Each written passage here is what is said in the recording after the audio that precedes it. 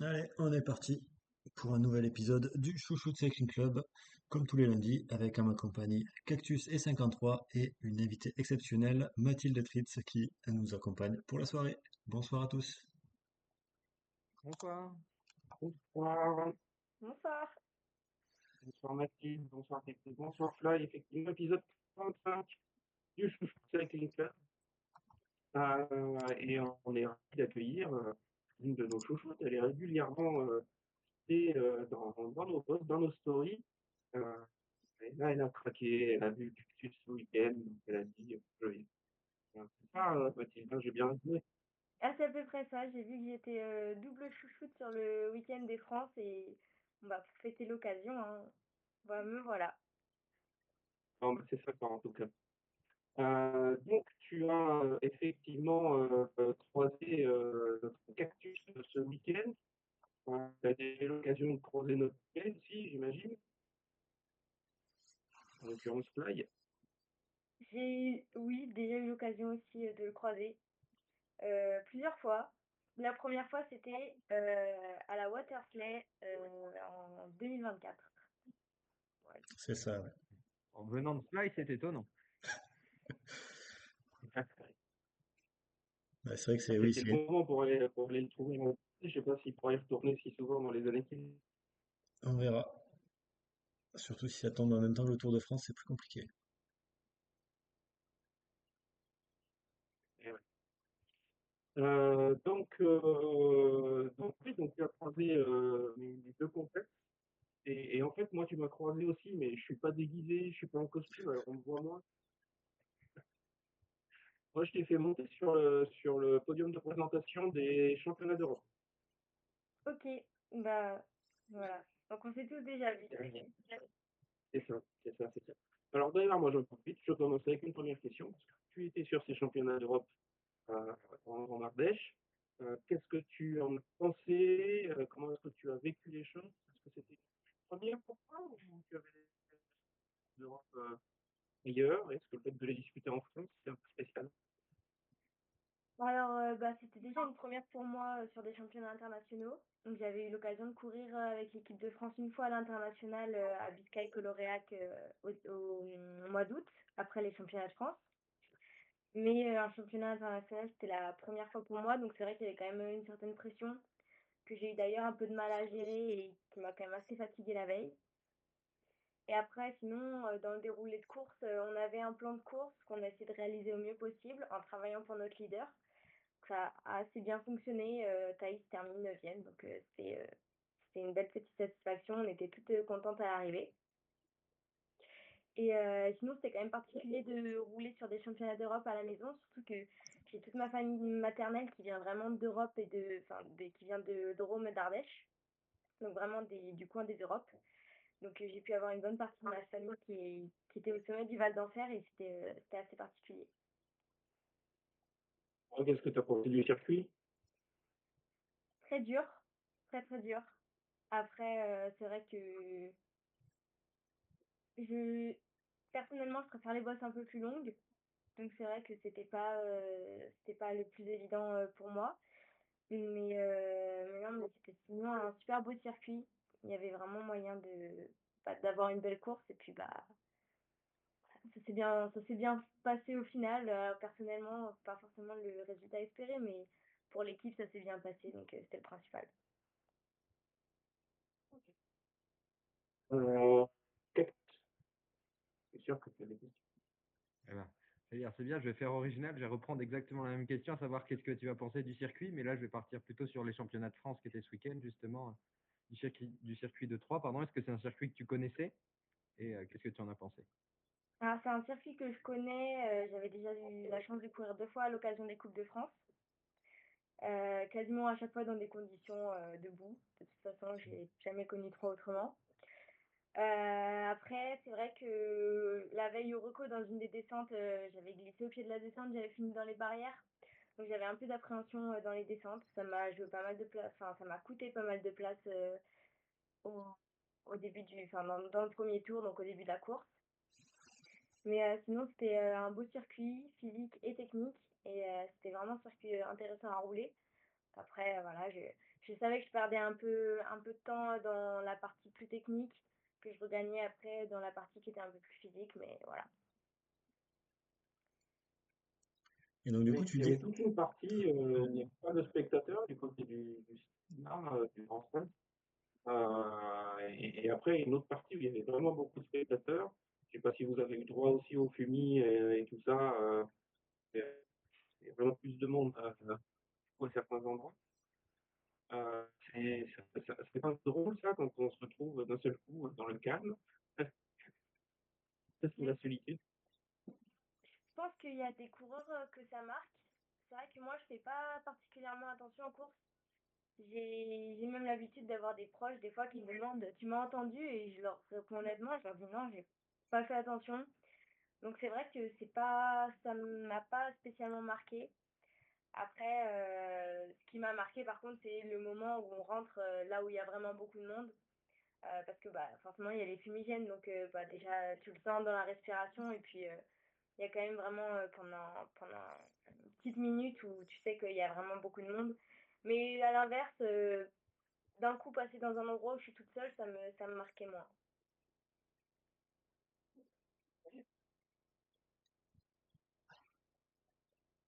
ouais, tu dis que tu avais déjà fait le circuit sur les années précédentes. C'était en junior, du coup. Et donc là, il était un peu plus long, il y avait plus de montées, c'est ça? Ouais, il y avait en fait, les années précédentes, parce que normalement, les juniors ont la partie du fond. Mais il se trouve que du coup, j'avais fait une fois en cadette et une fois en junior. Et il se trouve que en junior, donc l'année dernière, le circuit à cause de la neige avait été trop dégradé et ils nous avaient pas ouvert la partie du fond. Ok. Donc cette partie du fond, je l'avais jamais faite. C'était d'ailleurs une portion de circuit que j'appréhendais. Et du coup, bah, mes appréhensions étaient quelque peu confirmées, mais voilà, donc j'avais jamais eu l'occasion de faire cette partie et du coup, bah là, c'était une première. Ok.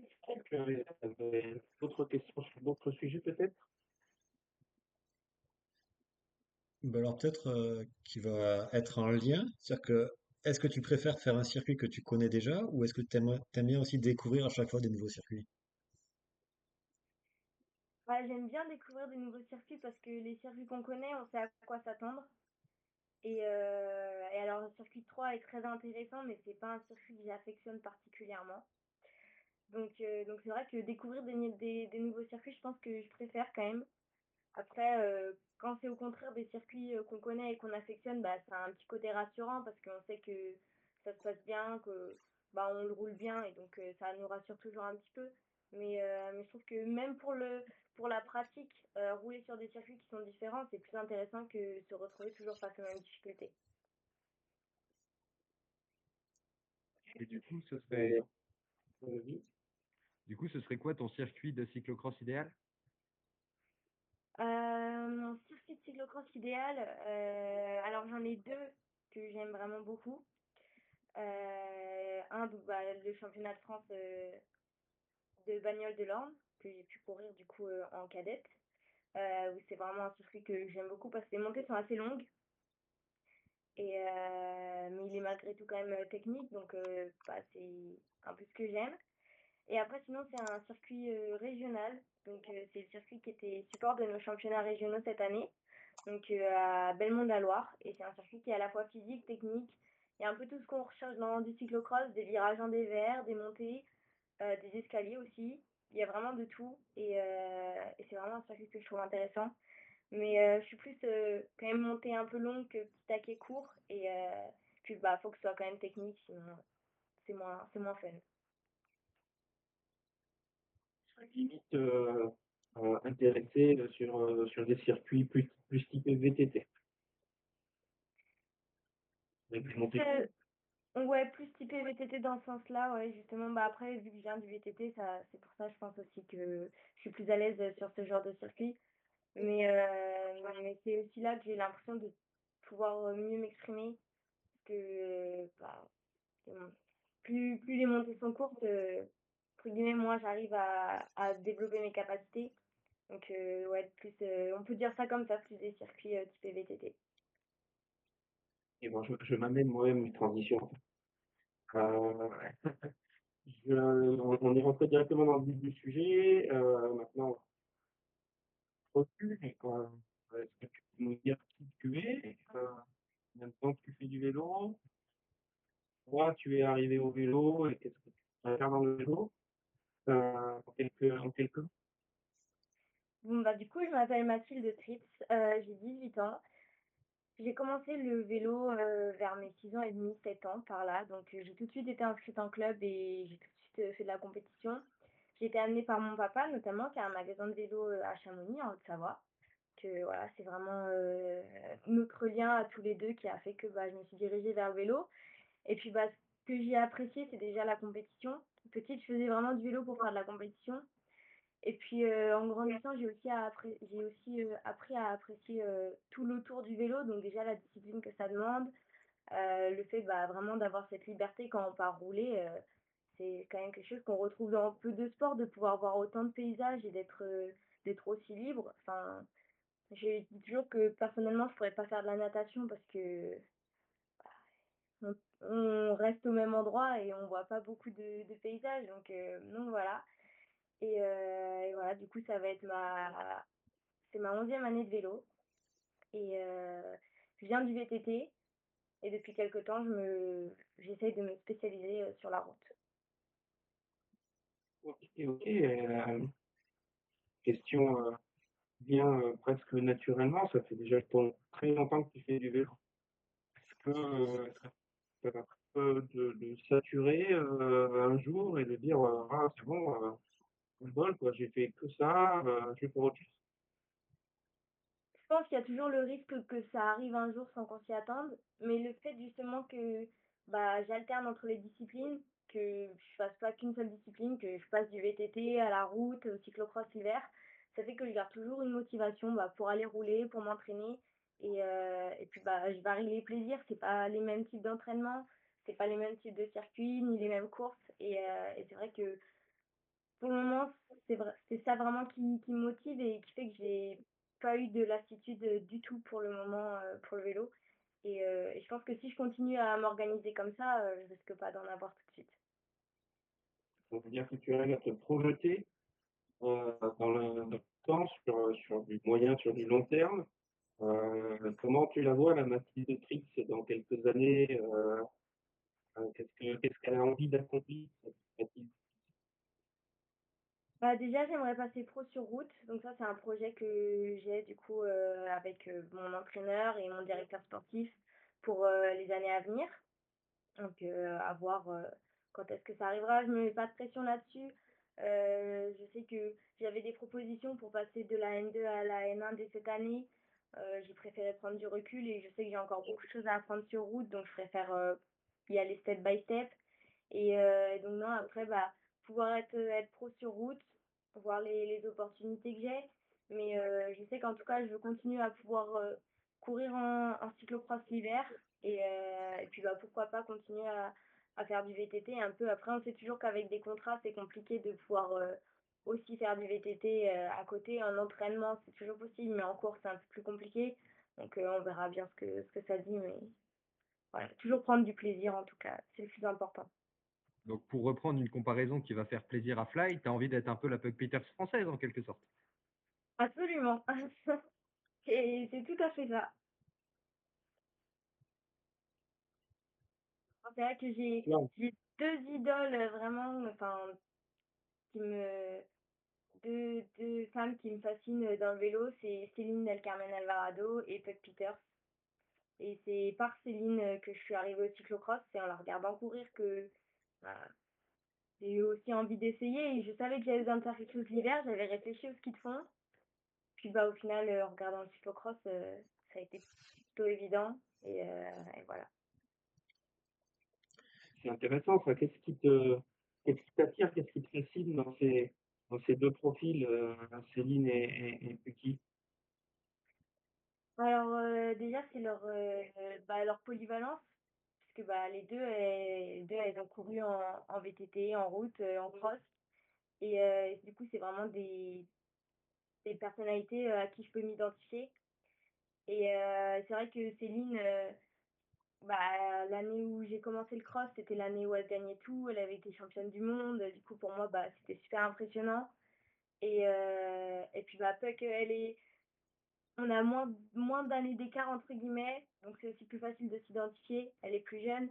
Et puis, je la connais pas personnellement. J'aimerais bien. Mais en tant que personnalité, ça a l'air d'être quelqu'un de vraiment top. C'est des personnalités comme ça, en tout cas, qui m'inspirent dans le vélo.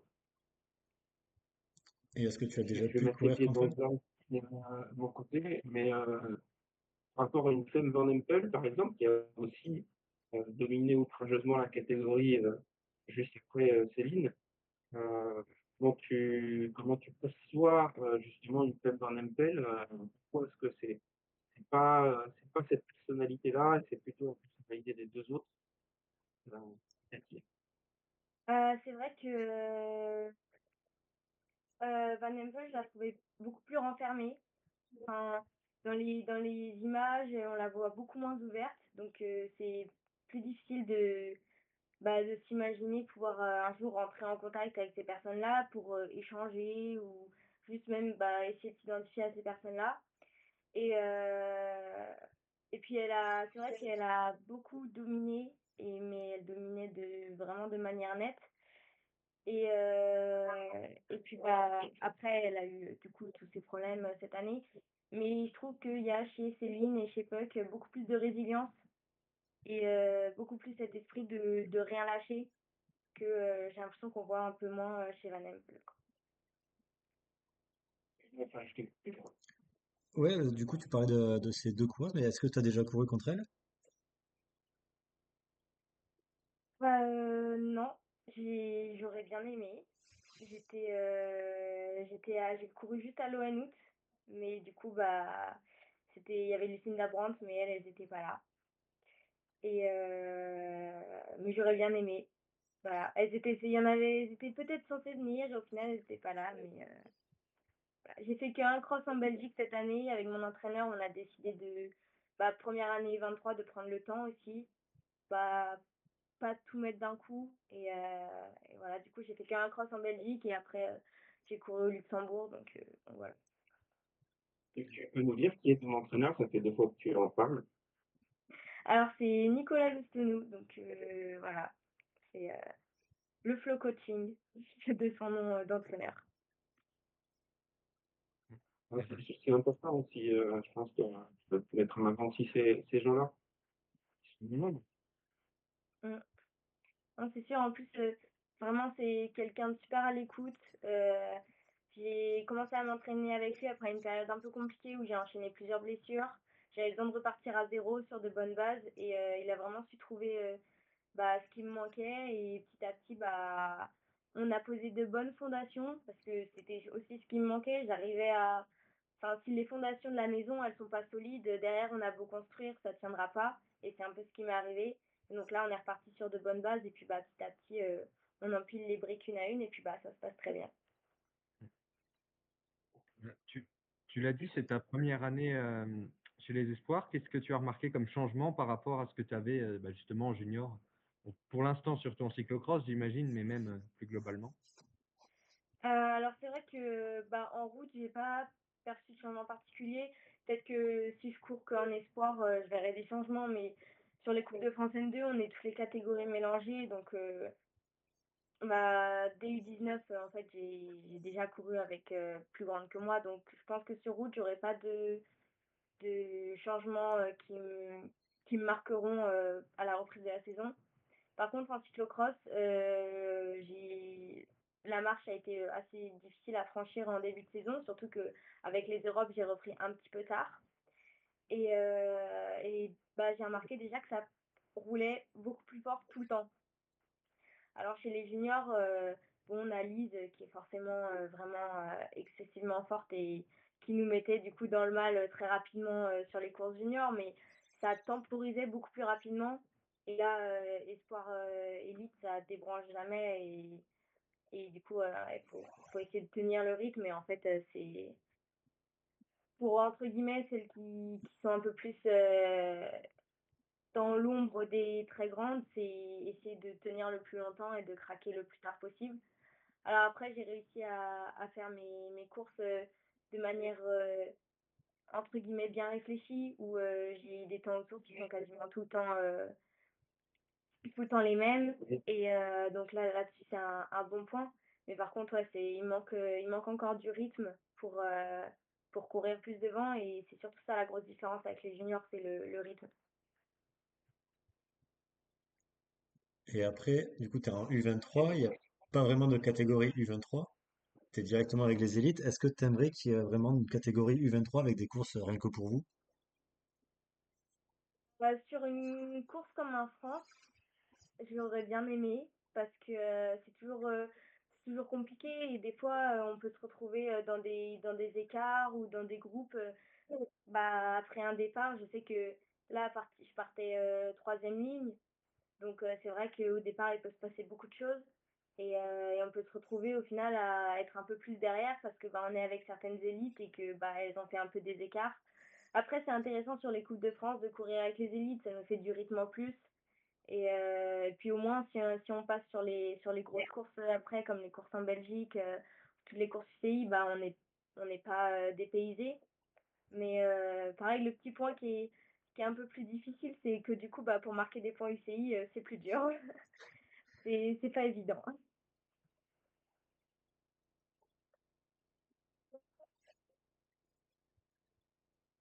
Ok, Cactus.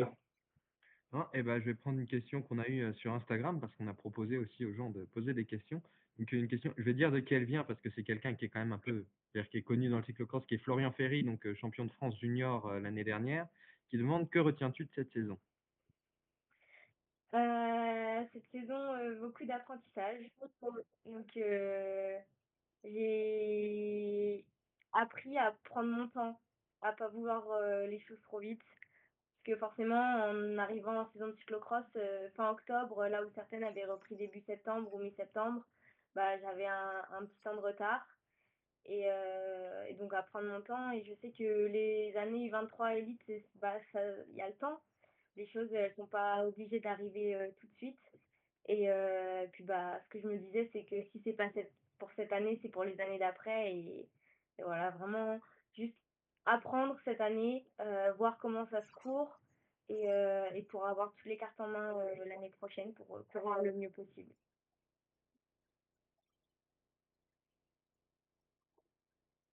Une question à toi aussi, Cactus. Ben, je veux dire, tu as dit que ton objectif à terme c'était de passer pro. Et est-ce que tu aurais un rêve dans le cyclisme? J'allais dire quelque chose qui te dit si tu fais ça, après tu peux arrêter sans regret. Je sais pas, c'est une course à gagner par exemple ou juste à participer, quelque chose comme ça. Bah, déjà, participer aux JO. Après, les gagner, c'est autre chose. Mais participer aux JO, parce que c'est sûr que les championnats du monde, bon, bah, c'est des championnats du monde, ça s'oublie pas. Mais il y en a tous les ans. Les JO, c'est tous les 4 ans. C'est différent. C'est quand même, bah, en 4 ans, il y a des générations qui peuvent passer à travers. Donc c'est sûr que, ouais, ce serait déjà participer aux JO. Et donc, on a parlé de Continuons cyclocross. VTT. Ouais, c'est ça. Alors, c'est compliqué parce que je priorise la route, donc je serais tentée de dire sur route, surtout que en VTT, je m'entraîne très très peu. Donc, entre guillemets, cette année, en dehors des courses de VTT, j'ai dû monter 4 ou 5 fois sur le vélo. Donc, ça fait pas beaucoup. Donc, forcément, techniquement, je perds un petit peu. Et ça joue beaucoup en descente. On récupère moins bien si on est moins à l'aise techniquement. Et donc, il y a pas mal de facteurs qui rentrent en compte, qui font que je tendrais à répondre sur route. Ou alors le cyclocross en 2030 dans les Alpes, si ça passe, on sait jamais. Ça me plairait bien parce que ce serait à la maison en plus. Donc, Oui. Oui, non, c'était cette question que je voulais poser. Et donc, du coup, ouais, plus pour revenir, pour aller sur les années à venir, tu préfères donc plus faire de la route et peut-être délaisser un petit peu le VTT?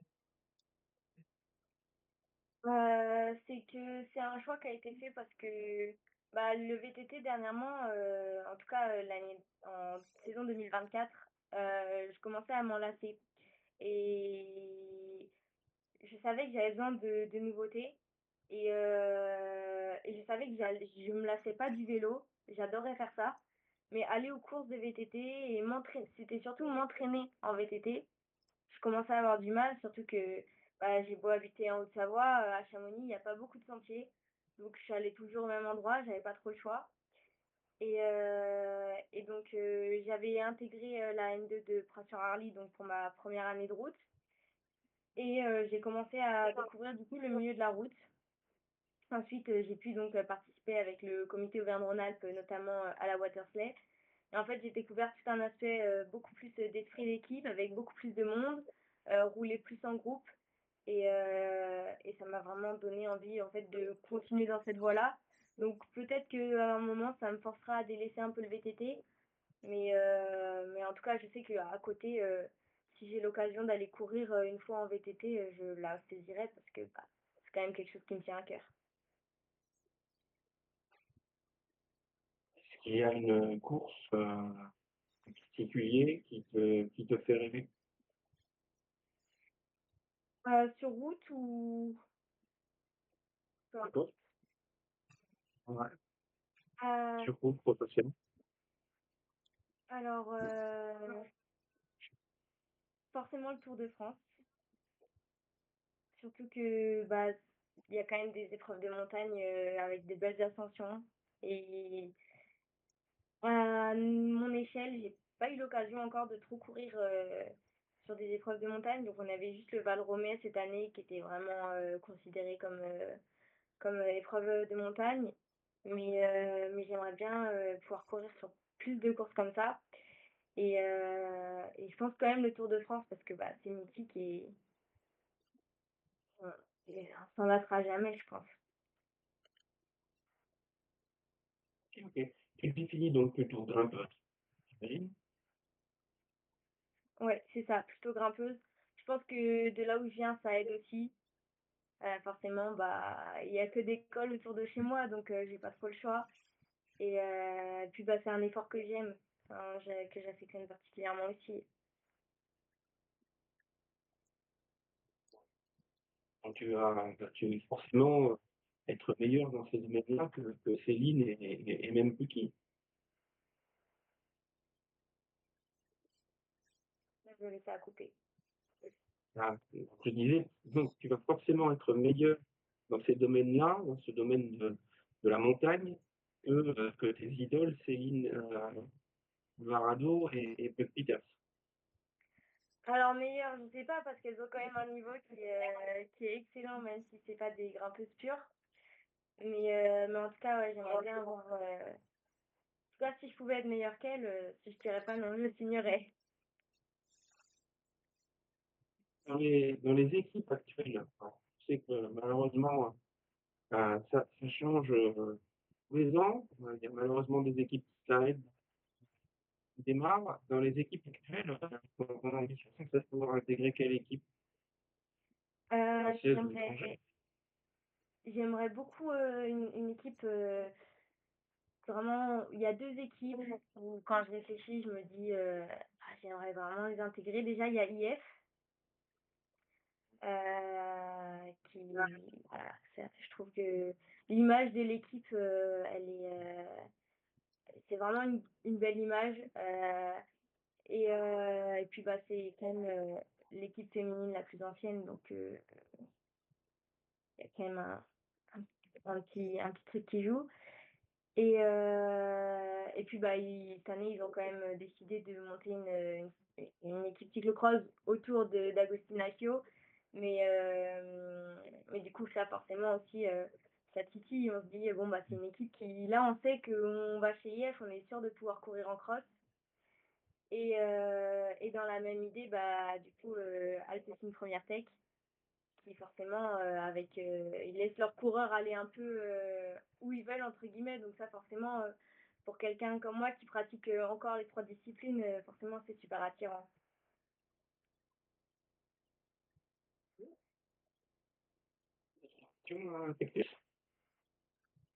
Bon, bah là, j'ai, euh, j'ai posé ce que j'avais noté. Après, c'est vrai qu'on pourrait continuer un moment. C'est très intéressant, mais Il y a une Mais oui, petite question éventuellement. Vas-y, vas-y. tu as parlé de, voilà, de la Haute-Savoie, etc. Est-ce que les mondiaux qui auront lieu donc l'année prochaine, puisqu'on est maintenant en 2026, c'est quelque chose auquel tu penses ou pas encore? C'est quelque chose auquel je pense. La côte de Domancy, à vélo, elle est à 20 minutes de la maison. Donc c'est vrai que j'ai déjà pris un bon petit paquet de fois. J'ai déjà fait des intensités dedans. Et forcément, ouais, des mondiaux qui me font de l'œil. Où ce serait vraiment, pour le coup, ce serait vraiment à domicile. Ce serait une super belle récompense de tout ce que j'ai pu travailler. Et après, j'essaie de pas me précipiter. Comme j'ai dit, cette saison, j'ai appris à y aller step by step. Donc, il y a encore du chemin, il y a encore du travail. Mais quoi qu'il arrive, ça me titille. Pour être sélectionné, après, effectivement, c'est pas super. Mm. C'est vrai que ça correspondra mieux à ton profil que notre petit Vincent. Et après, il était dur quand même, hein, franchement. C'est, mais ça montait, c'était assez court pour que ça monte à bloc tout le long. Et c'est pour ça que j'ai un peu du mal à suivre. Il m'en manquait un peu pour suivre les meilleurs. Et bon, Ouais, vous n'êtes pas allé jusqu'à moi, si vous n'avez pas eu la montée plus longue, hein, qu'il y avait que le ouais, 25 mais je l'avais fait en reconnaissance un mois plus tôt et elle était bien. J'ai bien aimé cette montée. Ok. D'autres questions?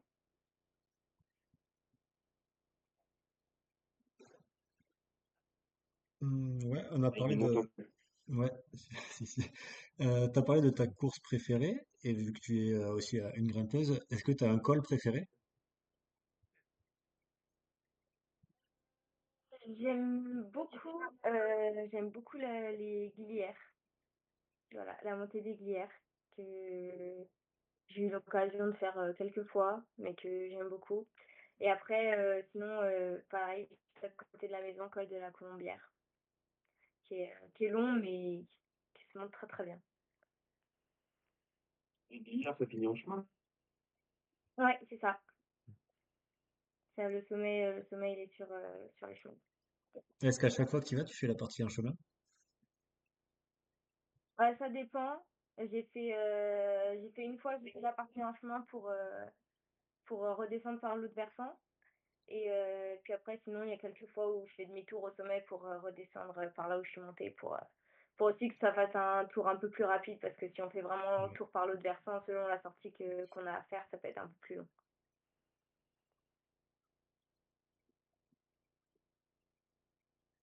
Ok. D'autres questions, messieurs? Ouais, c'est bon. Bon, c'est un bout de... Ouais, au bout des questions, ouais. On sait tout. Moi, j'avais encore des... et je pensais qu'il y en avait plus. Est-ce que tu as été encouragé donc par Fly, Watersley et par Cactus ce week-end? Est-ce que tu peux nous dire lequel est le plus efficace? Alors, j'avoue que je retiens plus Fly parce que ces encouragements à la Watersley, je pense on les a tous entendus. Et c'est vrai que pour ça, c'est quand même lui que je retiens le plus. C'est normal, il était tout seul aussi. Mais c'est vrai que, voilà. Après, c'est sûr que c'est pas les mêmes courses, donc c'est toujours compliqué à dire. Oui, j'ai pas la Mais, même expérience que Fly dans le domaine, c'est sûr. mais en tout cas, ce week-end, c'était très efficace quand même.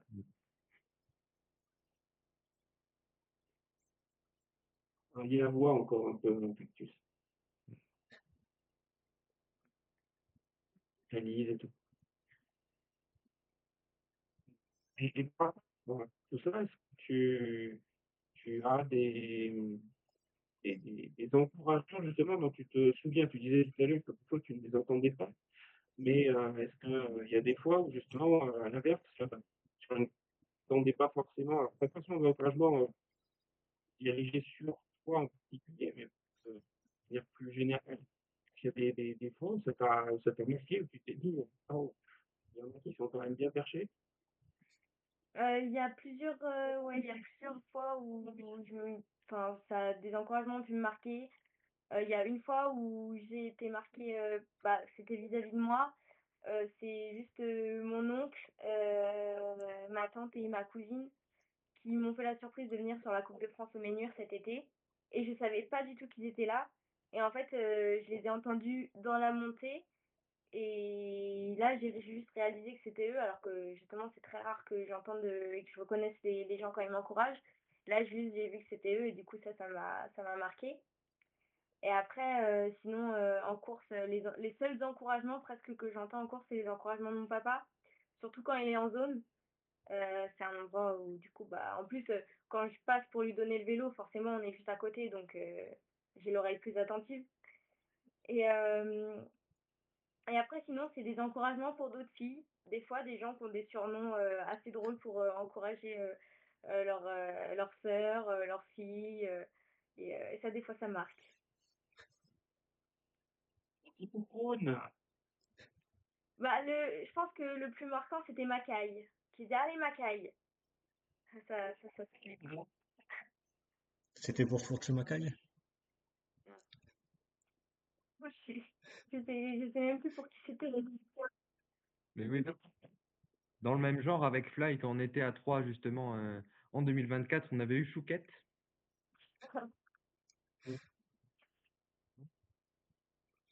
Et donc, quel est le surnom qu'il faudrait te Et donner pour t'encourager? Moi, mon prénom, ça me va, parce que moi, je me reconnais. Si je l'entends, je sais que c'est moi. Mais non, après, c'est drôle parce que là, on est au Chouchou Cycling Club et après, on s'appelle toutes Chouchou. Voilà, Ok, c'est le surnom, voilà. Donc mon DS m'appelle Chouchou et moi, j'appelle mes coéquipières Chouchou. Donc voilà. Si un jour on veut m'encourager et qu'on me dit allez Chouchou, je saurais que c'est pour moi. ok, c'est noté. on enregistre. Je pense que naturellement, j'aurais dit aller Matou. Non, c'est pas ça. Euh, Matou, ouais, non, Non. même pas. Moi, on m'a dit, on m'encourage, on me dit Tildou des fois, mais Matou, non, pas si répandu. Non, puis c'est plus Et tu simple peux parce que faire aussi. là, il m'a dit que c'est déjà pris, donc c'est plus simple s'il a des surnoms différents pour chacune. Allez, moi j'ai une dernière question. Tu as 18 ans, tu es jeune, euh, et tu vois arriver avec toi toute une génération de jeunes cyclistes, à la fois françaises et puis peut-être nationales aussi, en dehors de toi, bien entendu. Euh, qui est-ce qui t'impressionne dans ta génération? Alors vraiment en 2007, si je prends vraiment mon année de naissance, c'est Lison. Elle est arrivée, elle est revenue sur le cyclocross et franchement impressionnante. Elle a été extrêmement forte sur les courses auxquelles elle a participé. Même ses courses à l'international, à chaque fois elle fait des places. Je suis impressionnée par sa capacité de course. Vraiment, c'est voilà, très, très impressionnée par Lison. Et sinon, bah, juste un an de moins, mais de toute façon, pour être honnête, je suis impressionnée par beaucoup de 2008. Les 2008, c'est vraiment une année où il y a extrêmement de filles qui sont très fortes, que ce soit en France comme à l'étranger. La génération 2008 est très forte. Et puis, bah, c'est Lise. En plus, elle est vraiment super gentille. C'est vraiment une fille qui est adorable. J'ai eu la chance de pouvoir donc être avec elle en stage montagne de l'équipe de France cet été. On était ensemble en chambre et elle est vraiment super gentille. Et à l'international, tu vois aussi émerger quelques potentiels talents. Alors oui, une que en plus entre guillemets je côtoie depuis assez longtemps parce que bah habitant à la frontière suisse, j'ai eu l'occasion de pas mal courir en Suisse. Et bah c'est Anya Grossman qui est aussi très forte, qui là bah, du coup a pas trop couru pour le moment en cross, Mais voilà, pareil, très très forte. Et puis bah, elle est rentrée chez Trinity là, donc Mmh. je pense que ça va donner de belles choses pour les années à venir.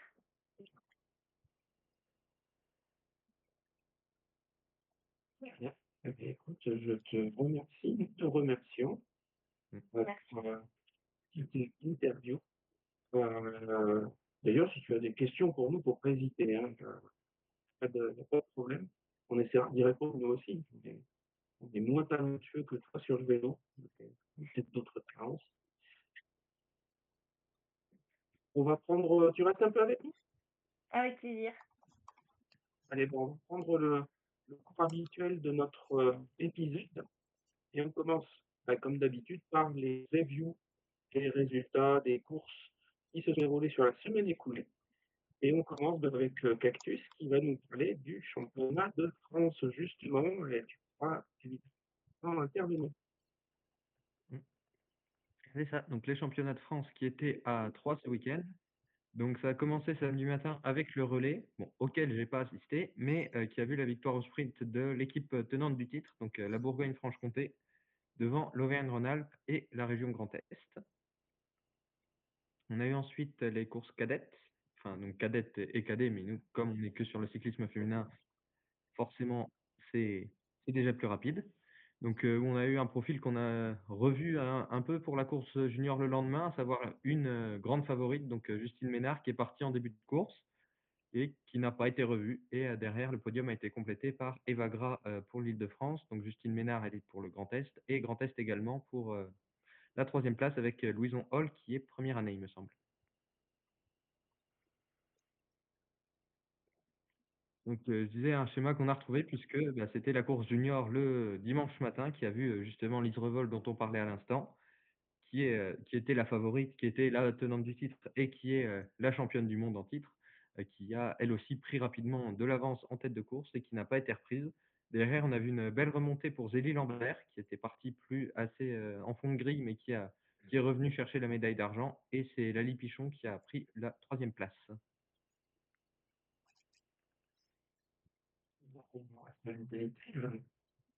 C'est ça. Donc, la course qui était samedi après-midi, on a eu 5 tours, oui, il me semble que c'était 5.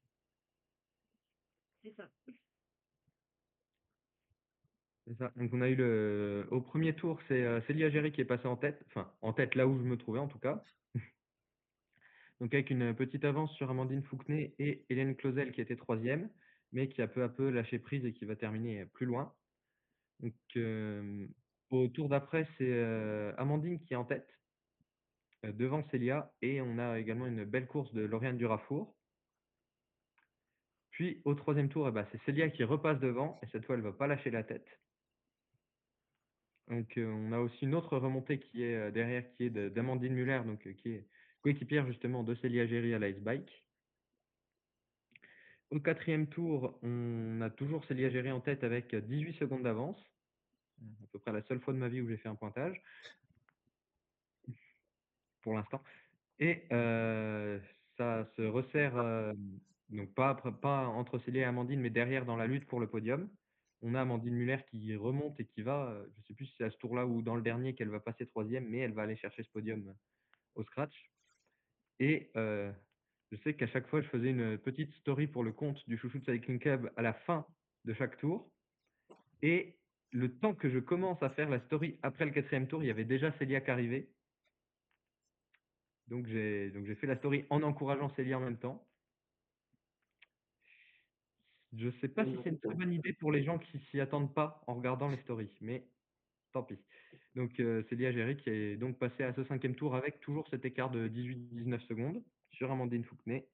Et à ce moment-là, Amandine Muller avait passé Lauriane Durafour et était donc troisième provisoire.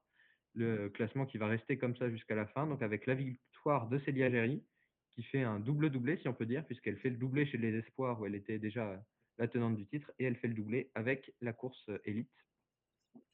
Deuxième place pour Amandine Fouquenet, troisième place pour Amandine Muller, qui est aussi deuxième espoir. On a Lauriane Durafour qui a fait une très belle course aussi, qui termine au pied du podium. Et cinquième place pour Electa Galzo, qui est troisième espoir. Mm.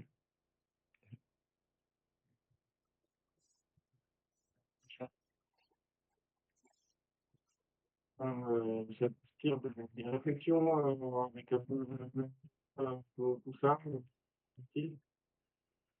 Bah, c'est vrai que le parcours avait séché, du coup, bah, dans la journée du dimanche et qu'on est passé avec, des endroits qui étaient complètement secs et puis d'autres, bah, qui étaient encore, humides et collants.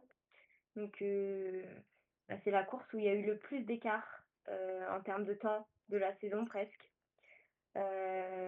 Donc voilà, c'était, bah, très physique mais très technique aussi du coup et heu et voilà, fallait faire les bons choix stratégiques. Je sais que dans le désert, ça passait à vélo à la fin, donc c'était une bonne occasion de reprendre du temps. En tout cas, moi, c'est là que je reprenais un peu du temps, mais voilà. Et moi, c'est vrai Vous que aviez effectivement déclenché du tout à l'avant, que bah, après il y avait effectivement certaines qui avaient un petit peu explosé, l'image de Hélène Cosel qui a pris un bel éclat quand même. Et à l'inverse, d'autres qui ont peut-être plus géré le départ, on va dire prudemment, ou en tout cas avec les moyens du port aussi, parce que quand tu te retrouves dans le paquet, c'est pas toujours évident non plus. Hein. Il y en a une qui te freine devant et tu peux pas forcément le passer tout de suite. Mmh. Et notamment Nicolas qui a été très remonté.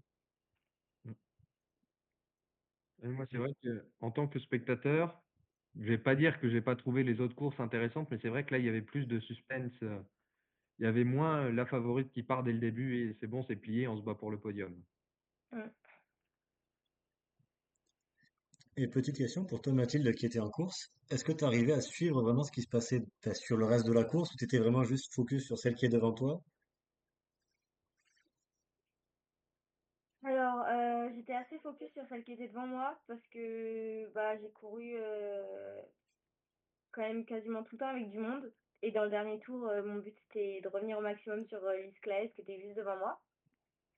Donc j'étais quand même assez focus sur ce qui se passait devant moi. Après, je levais la tête, à mon passage, sur la ligne. Donc je savais à quel moment Célia était devant. Et puis, bah, quand je passe, pour entamer mon dernier tour, les photographes étaient déjà au milieu de la route, à l'attendre. Alors que, bah, j'avais certes 5 minutes de retard, mais tout de même, il y avait encore du monde derrière moi.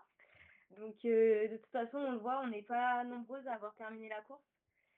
Il me semble sur les 47 ou 45 filles engagées, on est 26 à terminer, donc il y en a quand même une vingtaine qui n'ont pas pu terminer. Donc c'est vrai qu'il y avait quand même des beaux écarts. Et je ne savais pas tous les rebondissements qui se passaient, parce que bah, forcément, j'entends pas les encouragements, mais j'entends pas le speaker non plus quand il parle. Mais en tout cas, je savais qu'il était devant. Moi, il y a toujours des questions qui viennent après coup, hein, mais tu as eu une expérience, je disais tout à l'heure, le Lot, X2O. Euh, c'est c'est- c'est quoi la différence, tu vois, dans une organisation, sur la partie organisation, hein, sur un X2O, sur une course comme ça, qui est du gratin, on va dire quand même du cyclocross mondial par rapport entre guillemets, petites organisations plus locales ou nationales dans lesquelles tu cours habituellement. Alors moi, ce qui m'avait étonnée, c'est que bon, après, il y avait des courses la veille, donc voilà. Mais c'est que la veille, il y avait très peu de personnes qui faisaient les reconnaissances du circuit. Donc les quelques personnes que j'ai croisées sur le circuit la veille pour les reconnaissances, c'était que des Français. Voilà, j'ai croisé que des Français sur le circuit. Donc je me suis dit, ça doit être quelque chose de français de faire des recos la veille parce qu'il n'y avait pas d'étrangers. Donc voilà. Et après, sinon, sur l'organisation, c'est vrai que c'est quand même une grosse organisation. Enfin, je sais pas comment on gérerait en Coupe de France, mais s'il y avait 85 filles au départ, mais je pense que ce serait un peu plus compliqué que ce que c'était à l'ONU. En tout cas, pour être partie 86e, je sais que ça va. J'ai quand même eu le temps d'enlever mes affaires, de passer mes affaires au départ, donc j'étais pas dans le speed. Je sais que des fois en Coupe de France, on est appelé quatrième ligne et pourtant on est ainsi dans le speed de donner ses affaires. Donc bon. Ok, merci. Il y avait tous les autres championnats, enfin, pas tous, mais Juste, d'autres je vais championnats. revenir sur les championnats de France.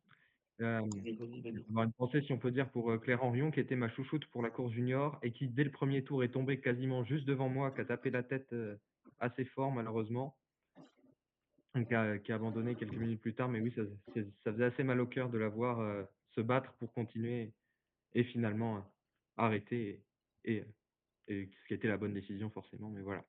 Donc, je veux dire, m'excuser, on va dire. Le fait de choisir ma chouchoute et que ce soit elle qui tombe juste devant, ça fait pas plaisir. Je pense que Fly est plus qualifié que moi dans ce domaine. Oui. Oui, on avait déjà connecté Fly. Avec Cactus. Et donc peut-être, Effectivement, Cactus, euh, avec toi, il devrait crever devant toi. Il devrait y avoir des crevaisons, tu vois, avec les piquants. Ah, il y a des filets quand même, on n'est pas au milieu du terrain. et donc ouais, question pour toi, Mathilde, est-ce que Ok. tu as beaucoup de DNF sur tes courses? Non, je déteste abandonner. Même si je tombe ou enfin voilà. Alors en cyclocross, je crois pas avoir un seul DNF. Euh, je sais pas. Je dois forcément avoir un DNF quelque part, mais je sais même pas si j'ai un DNF dans mes.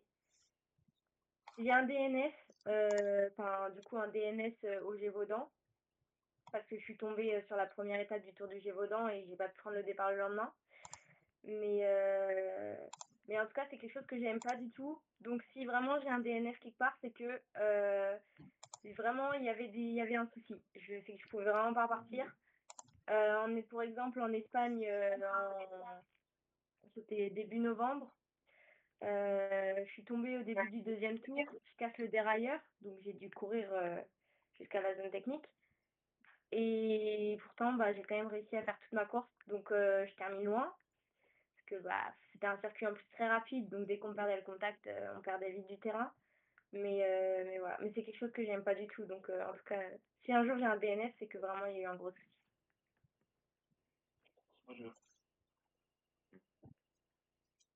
Donc on te souhaite de ne pas avoir de DNF le plus longtemps possible, évidemment. C'est ça, merci. On enchaîne avec les autres championnats nationaux qui se sont déroulés ce week-end. Cactus, tu veux nous en parler aussi ou Fly? Je sais pas.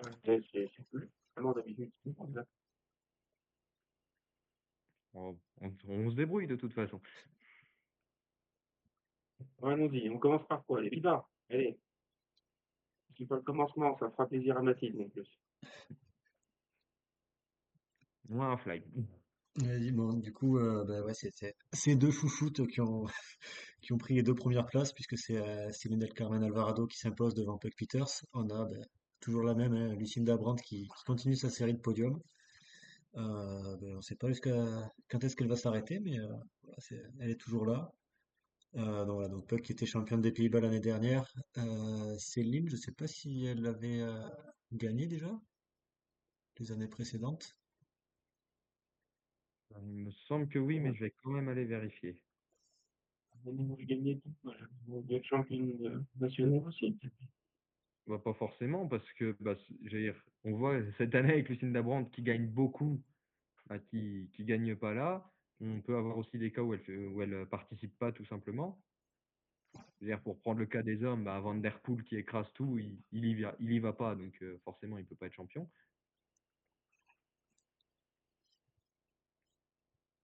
Je vais vérifier. Pour l'instant, Fly, est-ce que tu veux nous parler de la Belgique? La Belgique, Parce que t'as pas euh, tout. La Belgique, on a eu une victoire d'une ancienne Française, hein, comme l'année dernière. C'est Marion Norbert-Ribeyrolles qui allait s'imposer. Et cette année, elle s'impose devant Fleur Morse et Kiona Krabbe. William qui n'était pas là J'ai une question moi, à propos des championnats de Belgique. Mm. Je ne sais pas si vous serez en mesure de me répondre. Je me suis posé la question quand j'ai vu les résultats pour les U23. Parce qu'il se trouve que la première U23 du classement, Mm. c'est pas la championne U23 de Belgique. Mm. Alors bah là, on a eu le cas sur les championnats d'Australie sur route, dont on reparlera après, que certaines coureurs U23 ne s'inscrivent pas forcément en U23. Donc, ça peut être Ok, un donc choix dans de ce leur cas-là. part de disputer la. Enfin, Après, c'est encore autre chose si c'est des courses différentes si c'est une course commune comme on a eu sur les France ou si c'est deux courses différentes. Mais quand c'est deux courses différentes, il peut y avoir, voilà, il peut y avoir des incohérences entre guillemets. Ou de la même façon, sur le championnat du Royaume-Uni, par exemple, on a Zoé Roche qui est encore junior, qui a participé à la course élite et pas à la course junior. Donc a priori, Mais c'est là, pas parce que c'était une course commune Mhm. et c'est Chanil, du coup, qui est championne de Mhm. Belgique U23. Mais sur le classement, c'est pas elle la première U23. Du coup, je me posais la question de savoir d'où ça venait. Effectivement, une Euh, question d'inscription. Est-ce que c'est le classement U23? Parce que je sais qu'il y a le classement amateur aussi. J'y étais l'année dernière, il y avait le classement élite pro et le classement amateur, mais il n'y avait pas de U23, je crois, l'année dernière. Je sais pas. Moi, c'est les résultats que j'ai vus Je suis abonnée à elle sur Instagram, du coup, j'ai vu passer Mhm. Ouais. ses podiums et voilà. Donc. Ça nous permet de mentionner que c'est donc Chanil de Joussiter qui est championne de Belgique U23, c'est ça? Officiellement en tout cas. Officiel. Ok. Euh, d'autres résultats dont on voulait parler? Bon, oui, Fly, forcément, le Luxembourg. Le Luxembourg, ouais, j'ai pas le résultat sous les yeux, mais c'est Marie Schneider qui s'impose devant Nina Berto, Ouais. si je me trompe pas. Ouais, ils étaient deux au départ, non, c'est ça? Non, je crois qu'il y avait aussi peut-être les deux sœurs Bartels, Leila et Maïté. Bah voilà, après, voilà, Non, il y avait non, peut-être il y a deux Maïté était élites et deux blessée, je U20. crois. Il me Ouais, semble qu'il y a deux élites et deux U23, donc j'imagine que la course a été commune. oui. Je regarde. Et donc j'ai pu regarder aussi pour Céline, elle avait été titrée en 2020, mais ça s'était pas trop vu parce qu'en 2020, elle est aussi championne d'Europe et championne du monde, donc elle avait d'autres maillots sur le dos. Bien habillé en tout cas, le coffre sur le cycle. Mm, On parle de quoi? On parle d'Italie? mm. Eh ben, je veux dire, pas la surprise de l'année, hein, parce que c'est Sarah Casassola qui s'impose. Surprise, pas la surprise, mais elle n'était pas en hyper grande forme ces derniers temps, hein. Problématique d'allergie, compagnie, donc c'est bien de voir qu'avec l'air de la maison, bien. Mm. Donc, il s'impose avec un peu plus d'une minute d'avance sur Rebecca Gariboldi. Et cinquième place pour Laetitia Borghesi, pour les noms un peu plus connus, notamment sur la route. Chouchou de cactus. Aussi. Merci.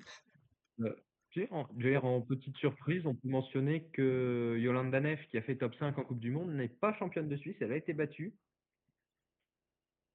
donc, par Alessandra Keller, battue d'un peu plus d'une minute là aussi.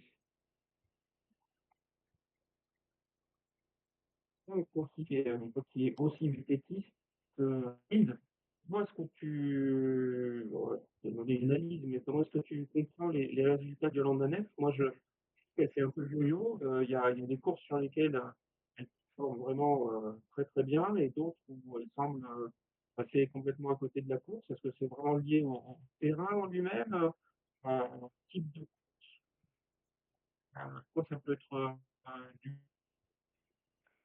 Alors, c'est compliqué à dire. Moi, je savais même pas qu'elle allait reprendre le cyclocross. Je savais qu'avec Pauline, les deux en même temps, elles avaient eu un petit retour furtif. À un moment, elles avaient essayé de revenir, puis bah, voilà, elles n'avaient pas continué, mais je m'attendais pas à ce qu'elles reviennent. Après, en VTT, ces saisons sont un peu plus compliquées là depuis quelques temps. Donc, peut-être qu'elle s'est dit que ce qui lui manquait, c'était quelque chose à faire l'hiver pour garder des objectifs et parce que c'est plus facile de s'entraîner avec des objectifs. Donc voilà. Après, justement, vu qu'elle a été loin du cyclocross pendant quand même un certain temps, peut-être que des fois, c'est des questions d'automatisme il faut que ça revienne et des gestions de course qui sont différentes du VTT, c'est pas les mêmes types d'efforts. Donc c'est peut-être dû à ça. Et puis, le cyclocross, ça s'enchaîne quand même beaucoup. Les courses, elles s'enchaînent quand même de manière assez rapprochée. Et c'est vrai qu'en VTT, c'est pas trop le cas. On a des fois des XCC suivis d'un XCO dans le même week-end, mais on aura rarement, enfin, même jamais, beaucoup de courses à la semaine à enchaîner. Voilà. Est-ce que ça peut s'expliquer par ça? Je sais pas, Mais voilà, je regarde. peut-être qu'elle est en préparation d'un objectif et que dans son processus de préparation, c'est qu'il faut que ça se passe comme ça, mais je sais pas trop. Mais oui, je regardais bah, justement Yolanda Neff entre le 20 décembre et le 3 janvier, elle a enchaîné Antwerpen, Zolder, Gavereux, Dendermonde, Diegem, Bâle et Gullegem. Donc effectivement, elle a couru plus ou moins tous les 2 jours pendant 2 semaines. C'est sûr que c'est pas le même rythme que ce que tu disais. Ouais. On sait aussi que sur le cyclocross, les plus grands noms touchaient des cachets. Est-ce qu'elle en fait partie? Est-ce que c'est un nom qui intéresse et qui attire sur les cyclocross? Et est-ce que ça pourrait aussi l'inciter à gagner sa vie? Parce qu'il faut aussi gagner sa vie, hein, il y a plus de compte à Peut-être que ça vient de là. Après, ça faisait quand même un bon bout de temps qu'elle était absente du cyclocross. Donc je sais pas si elle était toujours dans les radars des organisateurs. Ou alors peut-être que le fait qu'elle recommence un peu à courir, ça lui a donné des invitations pour d'autres courses. Mais là-dessus, je sais pas trop. Et est-ce qu'il y a d'autres championnats dont on bouge Cactus et Fly, Il y en a un autre, mais c'est pas la même discipline. Royaume-Uni? Ouais, bah, on peut parler du Royaume-Uni, qui était un qu'on avait, dont on a mis les résultats. Ben, la championne en titre, ben, elle va faire deuxième, un petit peu comme aux Pays-Bas, puisque donc sa tresse termine deuxième derrière Anna Flynn, qui était ancienne équipière de Xan, chez Spectra, je crois. Voilà, donc peut-être un nom un peu moins connu en Europe, mais voilà, une victoire pour Anna Flynn. Et dans les noms un petit peu connus aussi, je pense qu'il y a le championnat d'Allemagne qui a été remporté par Judith Kral. Voilà, je crois qu'après, Kristina Zemanova qui gagne en République tchèque. Et je crois qu'on a fait un peu le tour Oui, des connus. c'est ça. En Espagne, c'est aussi Sofia Rodriguez qui était la tenante du titre qui gagne. Et puis pas forcément beaucoup de surprises. D'ailleurs, après, c'est aussi, il faut l'avouer, des pays qu'on connaît beaucoup moins, qu'on suit beaucoup moins. Et on avait aussi une course aujourd'hui à Hautegen, course, course où il y avait une cycliste assez faible, Mais c'est belge. assez belle aussi, même si elle néerlandaise d'essayer de s'immiscer au milieu. C'est la championne de Belgique. Je soupçonne de ne pas être venue avec ses nouveaux maillots de championne de Belgique, qui ont été anciens aujourd'hui. Marion Narder-Riberol qui s'est imposée devant Julie Brouwer et Van Steen. On notera cela notamment que Longenberg est 7e, Lynn Burkier est 8e. Et puis, Et que Lynn Burkier était 7e la veille au championnat de France à 3. ça fait. Donc, Et c'est ça. et encore, j'allais dire, heureusement que c'était à 3 que ça se fait assez facilement pour rejoindre la Belgique, parce que j'imagine pas si c'était à Pontchâteau comme l'année dernière, le trajet. On passe à la route puisque ça y est. Oui. Alors, tout commence. Donc, on a parlé la semaine dernière, c'est les championnats d'Australie qui avaient lieu cette semaine. Nous en parlons. C'est ça. Donc on a eu chez les juniors le doublé de Niamh Parlslow. Bon, désolé pour les accents comme d'habitude, hein, on va faire ce qu'on peut. Donc qui s'est imposée sur le chrono et sur la course en ligne. C'est-à-dire, évidemment, j'ai pas noté le nom de celle qui gagne sur le critérium, mais c'est pas Nive, puisqu'elle fait deuxième. Je vais aller rechercher ça. Sur le critérium, c'est LG Apps qui s'impose et donc Nive Parslow qui fait donc première sur le chrono, deuxième sur le critérium, première sur la course en ligne. Toujours sur le chrono, chez les espoirs, c'est Sofia Samans qui s'est imposée. Et chez les élites, bah, justement, c'est un cas qu'on évoquait tout à l'heure. C'est une coureure qui était éligible en U23, à savoir Felicity Wilson-Affenden, l'ancienne championne du monde junior, qui a remporté le titre élite avec quelques secondes d'avance sur Brody Chapman, qui était la tenante du titre. Et troisième place pour Josie Talbot, l'ancienne de Cofidis.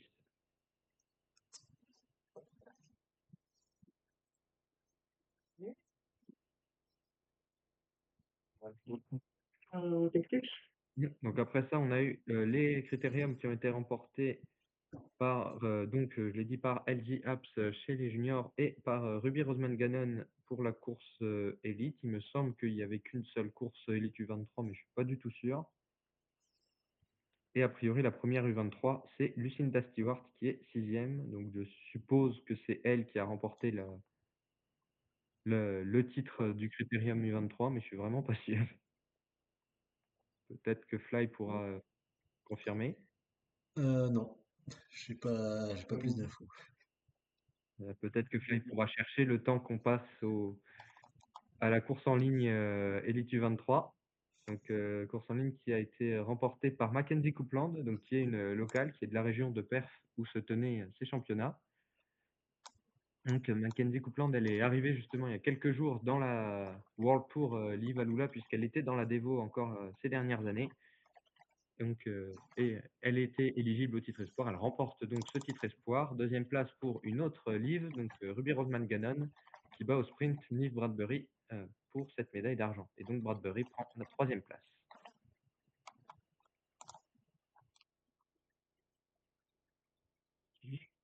On a fait le tour pour les résultats.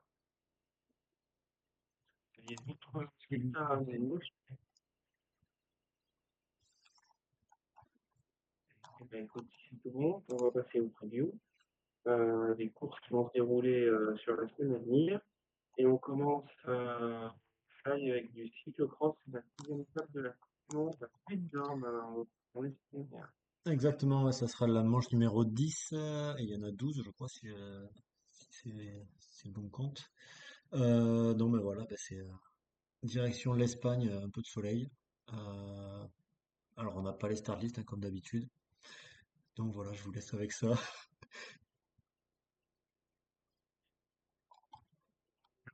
Forcément, qui iront chercher le soleil, et un peu la neige de la Belgique. Ouais. On a aussi de la route avec le Down Under un Cactus qui va démarrer. C'est ça, qui sera de samedi à lundi, donc du 17 au 19. On aura d'abord une étape. On va faire le résumé lundi prochain. C'est ça. On aura d'abord une étape autour de Willunga avec une arrivée en bosse. Donc, puis une étape un peu plus simple, si on peut dire, du moins avec une arrivée plus simple qui arrivera à Paracombe, donc plutôt sprint costaud, et dernière étape qui arrivera à Campbelltown, mais avec une belle bosse dans le final. Donc l'année dernière, on avait eu une victoire de Noémie Mirweg pour IF. Donc elle est annoncée au départ avec notamment la championne du monde Magdeleine Vallière et Kim Kadzo. Parmi les autres noms, donc on a Alex Manley justement qui était au championnat d'Australie et qui sera là pour AG Insurance avec Agnala, ou encore Mireia Benito chez AG. On a évidemment Nive Bradbury qui sera là chez Canyon. On aura aussi une Chloé Deigert pour l'équipe allemande. À la FDJ, on aura les débuts de Sofia Bertizzolo et de Lauren Dixon. On aura aussi une certaine Léa Curigné qui fera plaisir à 53, la championne de France Marie Lenette et Ali Wollaston. On aura aussi les débuts de Lotte Kless avec Phoenix. On aura le retour de Nina Boisman chez Human Power Health. Chez Lidl, on aura le dernier Tour Down Under de Sprati, puisqu'elle a annoncé, on le rappelle, sa retraite en fin de saison. Donc Amanda Spratt, qui sera aussi avec Eman Orsgaard, Gaia Realini ou les deux recrues Bohan Find et Aderest. On aura une équipe 100% australienne pour la Livalula, avec notamment Ruby Roseman Gannon et la nouvelle championne d'Australie Mackenzie Coupland. Bon, Movistar, j'imagine que ça intéresse Fly de savoir que la leader, ce sera Olivia Baril, a priori. On aura Flortje Mackay, dont on a parlé tout à l'heure. Chez Picnic, on aura les débuts pour Lucy Fitius, qui s'est aussi illustrée sur les championnats, il me semble. À la SD Works, on aura les débuts de Ninke Vinke, on aura aussi Martha Lahr qui sera là, qui sera sans doute une des belles cartes pour l'équipe.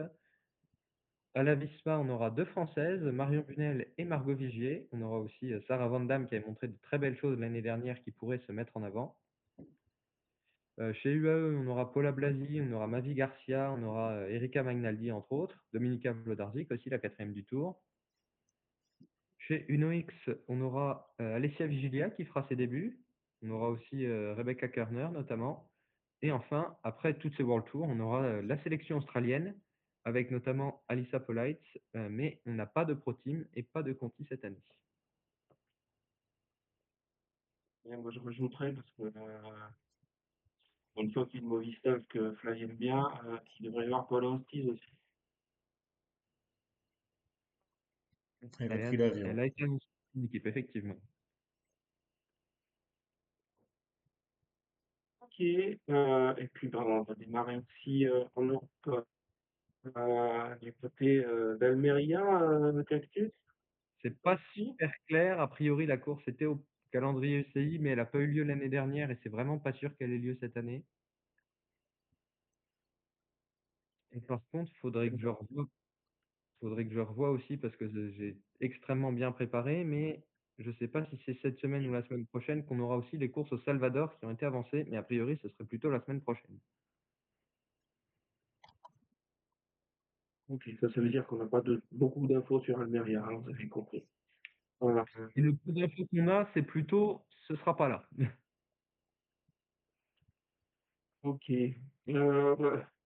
Les championnats de France, on vient d'en parler en cyclocross, mais on va avoir les championnats de France piste aussi, Fly, qui vont arriver. C'est ça, ça sera du côté de Bourges, donc un petit peu au centre de la France pour ceux qui veulent y aller. Et ça sera ce week-end de vendredi à dimanche avec, comme d'habitude, des épreuves de sprint et des épreuves d'endurance. Mathilde, c'est pas quelque chose, une discipline à laquelle tu as touché la piste, tu as déjà eu l'occasion d'y aller? Non, la piste, non, j'ai jamais fait. Je suis quelqu'un qui est un petit peu peureuse quand même sur les bords et moi j'ai dit un vélo sans frein, Mm. ça me plaît pas. Donc voilà. Il y a des freins, c'est juste qu'ils sont différents. Voilà. Oui, bon. Je comprends. Non, non, la piste, non, c'est pas quelque chose. J'ai déjà failli faire des baptêmes de piste parce que le comité départemental en organisait, mais je n'ai jamais été. Et c'est pas quelque chose qui m'attire trop. Faut essayer, faut essayer.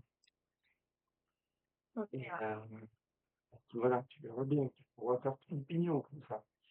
Mais voilà, si un jour tu te lasses du VTT, du cyclocross et de la route, tu resteras toujours la piste. Ne t'inquiéter là-dessus. Et le BMX au pire. Le BMX, j'aurais bien aimé essayer. Ok. C'est quelque chose, j'ai jamais eu l'occasion de. On m'a jamais proposé de baptême de BMX, mais c'est quelque chose que j'aurais bien aimé essayer. S'il y a des gens qui nous Ok. écoutent, Allez, et ben ensuite, on passe à l'actualité du jour, en l'occurrence, puisque c'est tombé aujourd'hui au championnat de France de ce week-end, c'est la sélection française pour les mondiaux de cyclocross. Pour résumer, les sélectionnés. eh ben, on n'a pas forcément de très grosses surprises, hein, puisque si on prend par exemple les U19, eh ben, les 4 sélectionnés, ce sont celles qui ont fait 1, 2, 3 et 5 au championnat de France. Donc Lise Revol, Zélie Lambert, Lali Pichon et Lucie Elizalde. Chez les U23, eh ben, c'est les 4 premières, il me semble aussi d'ailleurs. Oui, effectivement, je vérifiais, c'est les 4 premières. Donc Lison Després, dont Mathilde nous a dit le plus grand bien tout à l'heure. Célia Géry, Amandine Muller et Electa Galzo. Chez les élites, Hélène Clausel, Amandine Fouquenet et Perrine Clausel. Donc là, c'est-à-dire c'est un peu moins représentatif de ce qu'on a vu au championnat de France, mais on ne peut pas résumer toute la saison à une seule course, évidemment. On a aussi une première composition provisoire pour le relais, et donc pour ce relais, on devrait avoir côté femmes, Lali Pichon, Célia Géry et Hélène Clausel.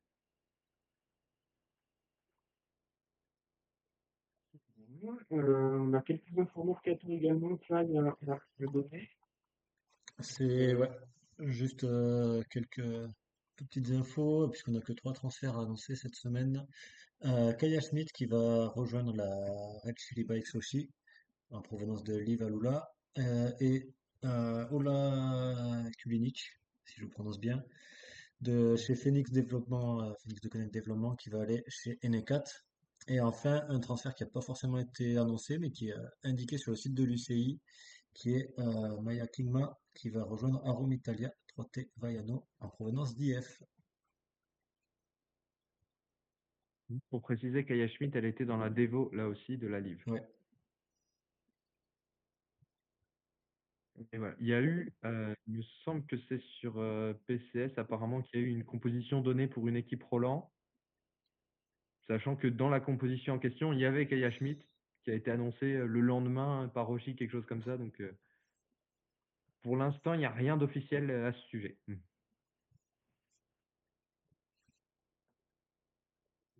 Mais si on a fait le tour des infos, on a la fin de notre discussion sur les équipes 2026. Est-ce que Flav, tu as les infos pour remettre à l'écran? Ouais, je vais aller remettre ça. On te laisse mener la barque alors, parce que c'est Alors, on s'était arrêté à la pique-nique post-NL, c'est ça? absolument. Donc, bah, l'équipe suivante, ça sera la SD Works Pro Time qui va avoir 2 arrivées. Donc, Nienke Vinke, qu'on a évoqué tout à l'heure, et Valentina Cavallard pour 4 départs. Donc, Chantal Van Den Broek qui est en retraite, mais qui avait déjà commencé sa retraite durant la saison. Enfin, sa retraite, c'était pour avoir un petit bébé. Gerke Schreurs qui va repartir vers le Gravel. On a Laura Stiger et Skylar Schneider qui n'ont pas forcément annoncé leurs équipes, mais voilà, qui vont quitter la SD Works. Skylar Schneider, pardon, il me semble qu'elle retourne à Légion Los Angeles. Ok. Il faudrait vérifier, mais il me semblait avoir vu passer ça. Donc, 2 arrivées.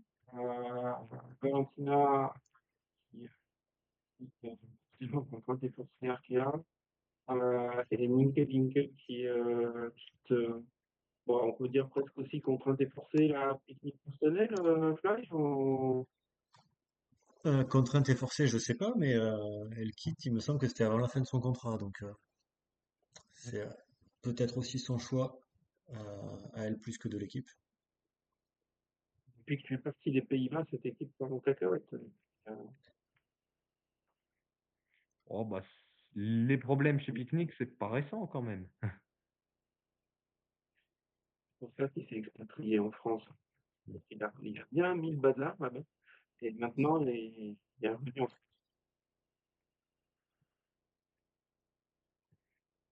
Je vais pas dire que c'est équilibré, mais presque, parce que bah, j'étais en train de regarder, Gary Kushner, ça l'a fait 2 courses en 2025, 2 classiques en début de saison. Et Laura Stiger, moi, elle a fait 2 courses par étape, mais voilà, elle a pas beaucoup plus couru. Donc là où Skylar Schneider, pardon, a déjà fait un peu plus. Donc en comptant Chantal Van Den Broek-Black qui est partie en février, il me semble, c'est plus ou moins équilibré en fait en termes de recrues. Enfin, en Ouais, termes presque, numériques. ouais. Oui, c'est ça. Schneider et Black, la plupart des leaders. Alors que Valentina Cavallero et Nienke Vinke peuvent avoir la prétention d'être leaders en devenir. Mm. Effectivement, c'est vrai que c'est et même en termes de profil, les partantes étaient plutôt appris. Bon, enfin, à part pour Laura Stiger, c'était plutôt des coureurs de classique, des sprinteuses. Donc même si Stiger grimpait un peu plus, là où c'est 2 grimpeuses, un peu plus marquées. Donc, on peut dire que malgré tout, elle se développe sur place. Bah, ça va dépendre aussi de j'allais dire de la suite. On a vu que, comment dire? On a vu que Lotte Kopecky, même si elle fait une, saison qui est loin d'être mauvaise, elle a pas forcément pu s'exprimer autant qu'elle aurait voulu et cetera. Donc il y aura aussi du renforcement en interne, si on peut dire. Mais Moi, une jeune coureur comme toi, Mathilde, voit une équipe qui se développe. Bah, c'est une équipe quand même qui est bah, bonne équipe. Après, voir comment ça va se passer. Je pense que il y avait un peu des conflits d'intérêts possiblement entre Denis et c'est pour ça aussi, je pense que bah, elle est partie, hein, et ça s'est quand même bien passé cette année pour elle. Donc voilà. Donc à voir comment ça va se passer aussi avec les jeunes, justement. Une équipe qui a aussi trop de très fortes, je pense que ça peut être compliqué que chacune trouve sa place. Mais après, si au sein de l'équipe les choses sont claires, ça va bien se passer. et je pense que la réorientation, si on peut dire, annoncée de Lotte Kopecky vers les classiques et l'abandon, au moins pour l'instant, de ses projets de général, ça va aussi dans ce sens, qui est qu'on a je veux dire, on a 3 leaders possibles avec Anna van der Weyden qui, même si elle a fait podium sur la Volta, on l'a vu peut-être un peu plus en difficulté sur le Tour et les 2 recrues, Valentina Cavallard et Nienke Winke qui sont, justement, elles, plutôt avec du potentiel,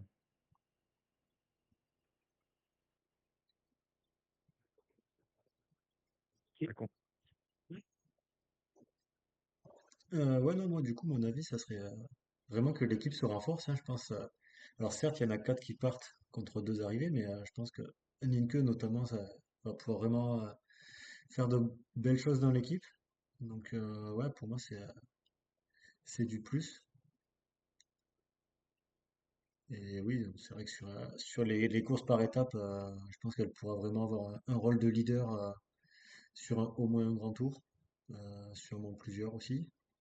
Donc, ouais, on verra ce que ça va donner.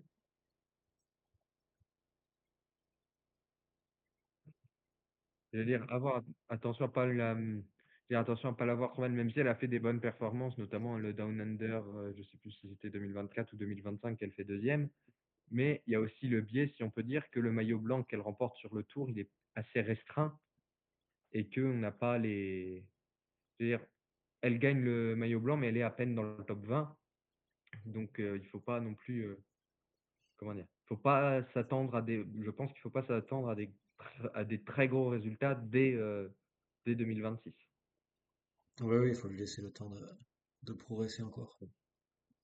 Même si effectivement, c'est vrai qu'elle a fait 9e sur la Vuelta. Mais voilà, c'est pas aussi, c'est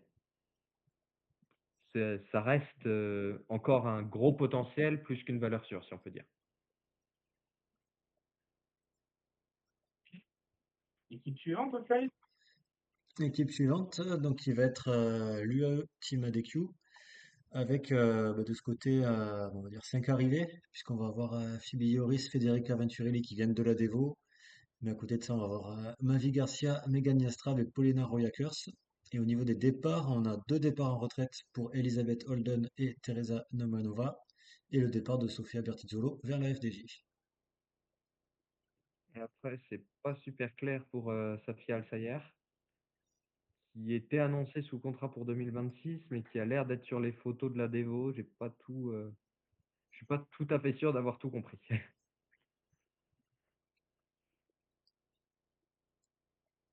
L'Emirati de l'équipe. Mmh. Ah. Mais, même si on avait une autre Emirati qui est, me semble, Zahra Hussein, qui était dans la Devo et qui, a priori, y sera toujours. Ok, donc là, pareil, on est sur du plus de retour, quand même, même Mavi Garcia, qui est comme le bon vin, j'ai dit que c'est pas mal, hein, ouais, c'est quand même pas dégueulasse comme palmarès. Et puis, quelques autres une fois par rapport à celles qui sont vous pensez? Mm. Bah, je sais pas. Est-ce que tu serais en train d'insinuer qu'une équipe qui recrute une vainqueur d'étape sur le Tour et une femme qui a fait podium du Tour l'année d'avant, elle se renforce? Ce serait étonnant quand même. Chose quand même. Mm. Et voilà, même une Paulina Royackers qui a été peut-être un peu plus discrète, si on peut dire, cette saison, elle fait quand même 13e sur Liège et sur la Flèche. Elle fait 4e du Giro, elle fait 9e du Tour.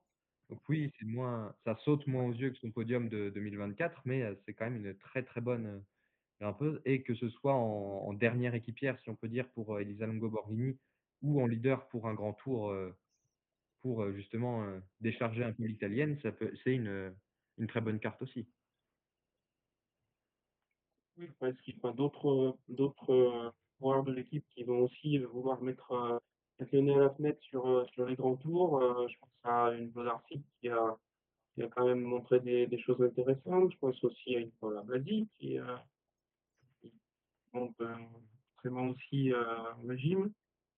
Bah voilà, ou justement, ça peut permettre de les libérer en faisant que c'est plus à Vlodarczyk d'être la dernière équipière pour Longo Borghini sur le Tour, par exemple, et en mettant celle-ci sur la Vuelta,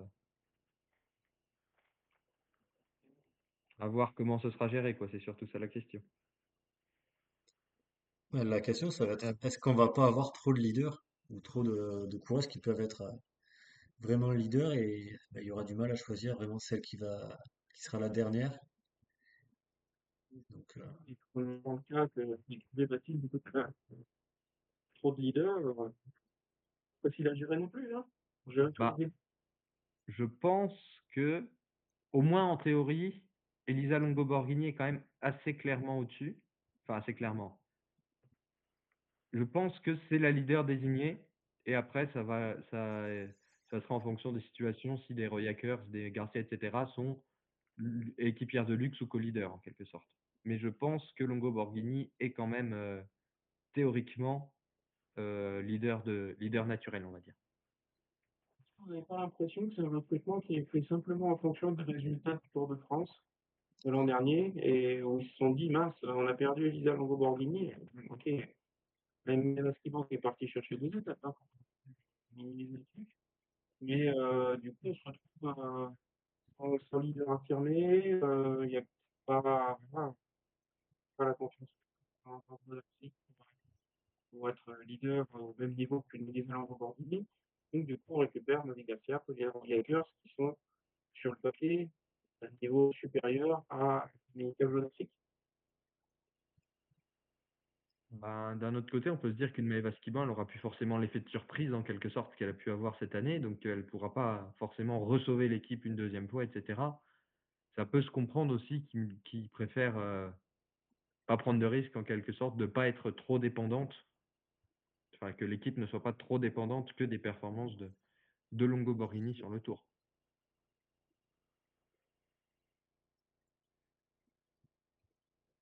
Tu vois cette équipe. Bon, c'est vrai que j'étais assez, je m'attendais pas à ce recrutement-là. C'est vrai que moi, pendant toute la période un peu mercato, j'étais pas trop occupée à regarder les transferts. Mm. Et du coup, je les ai vus surtout après coup et j'étais un peu surprise. C'est un peu ce que je me suis dit. Je me suis dit que il y avait de nouvelles têtes d'affiche entre guillemets qui arrivaient. Et donc à voir derrière ce que l'équipe leur propose. Mais c'est sûr que c'est des filles qui pourraient être leaders dans beaucoup d'autres équipes. Et qui là, du coup, on verra ce que ça donne sur cette saison.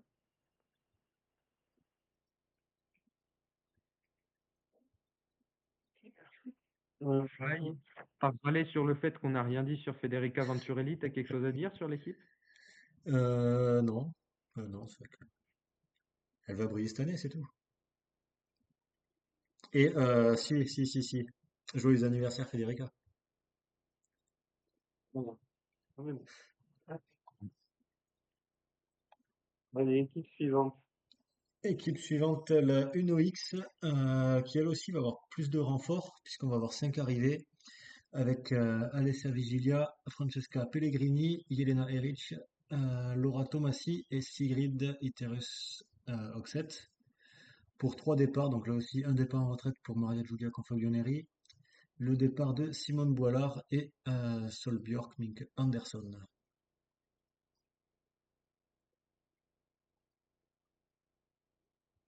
Oui, franchement, encore une équipe qui sera. Mm. Même si on a vu que Maria Giulia Confalonieri était encore à un très bon niveau en 2025, je pense que dans le profil, on va dire, de coureur d'expérience, elle est assez bien remplacée par Jelena Eric. Et pour la partie plutôt sprint, une Laura Tomasi qui a fait une belle saison chez Laboral aussi, elle colle bien, en plus de Francesca Pellegrini qui a encore là aussi à développer. Bon, et voilà, on a vu que pour Solbjörk Mink Andersson, il y a eu une grosse blessure en 2024, il me semble, qu'il avait empêché notamment de prendre part au jeu, etc. Et pour Simone Boilard, ça n'a pas forcément bien pris. Donc c'est pas forcément des grosses pertes. C'est pas des aussi grosses pertes que ce qu'on aurait pu espérer, si on peut dire. Ils n'ont pas forcément été à leur tout meilleur niveau avec l'équipe.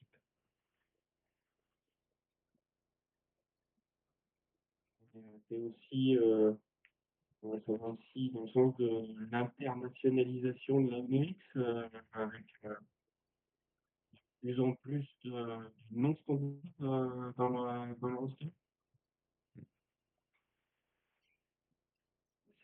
Voilà, c'est des petites touches, quoi. Mm. Ouais, bah, s'ils continuent à recruter des Italiennes, bientôt ce sera une équipe italienne. Ah, oui, ça s'implanter là. Mm. Uno X Mobility, tu remplaces le Y par un I, ça fait italien. Hein. Tu aurais rêvé, toi, Mathilde, d'intégrer un MX?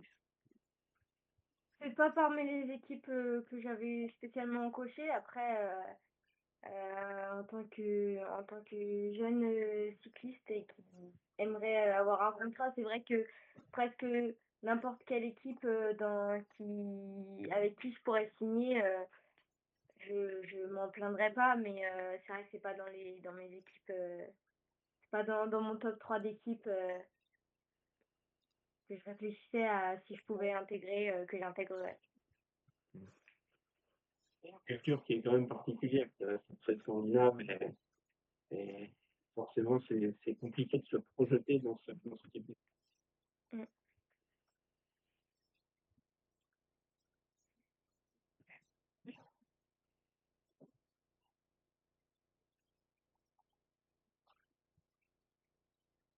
On passe à la suivante. S'il m'entend. Je t'ai Ah pas ouais, entendu là. vas-y.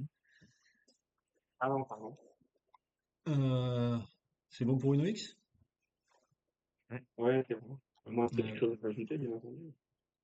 allez. Eh ben, la suivante, c'est une équipe qui va plutôt perdre des éléments, puisqu'on va avoir 6 départs pour 3 arrivées. C'est à Visma Lease Bike, donc il va recruter Dani Canreveld, Katharina Sadnik et Sarah Van Damme. Et on a dans les départs Caroline Hartrecht, Eva Van Aert, Fem Van Empel, Linda Riedman, Maintje Gertz et Sophie Van Bersvoort-Valraam. On va essayer de prononcer comme il faut. Ouais, avec quand même des départs qui sont. Ouais, on a parlé de Fab Van Empel tout à l'heure, qui aussi, malheureusement, de l'actualité du cyclisme. Voilà. Mais, c'est un départ sans être un départ.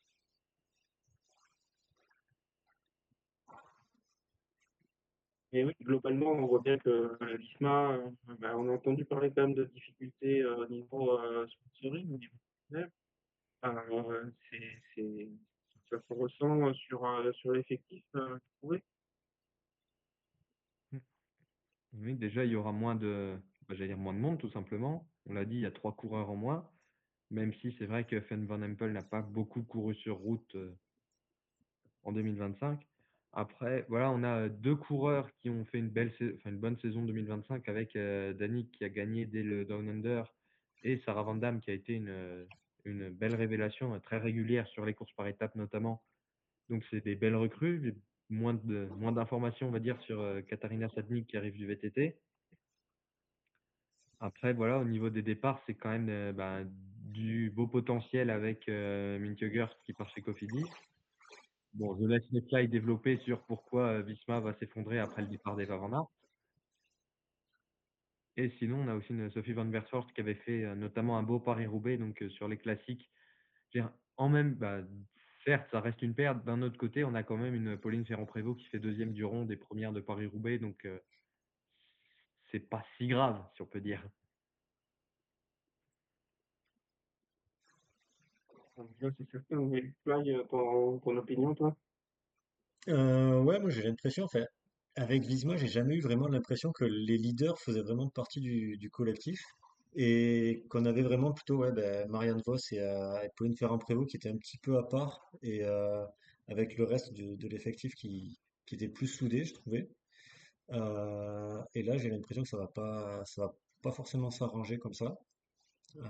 Donc, à voir ce que ça va donner, mais ouais, c'est vrai qu'il y a peut-être deux leaders et puis après le collectif qui peut aller chercher des places ailleurs et briller ailleurs. Et puis bon, bien évidemment, hein, le départ d'Eva va fragiliser cette équipe.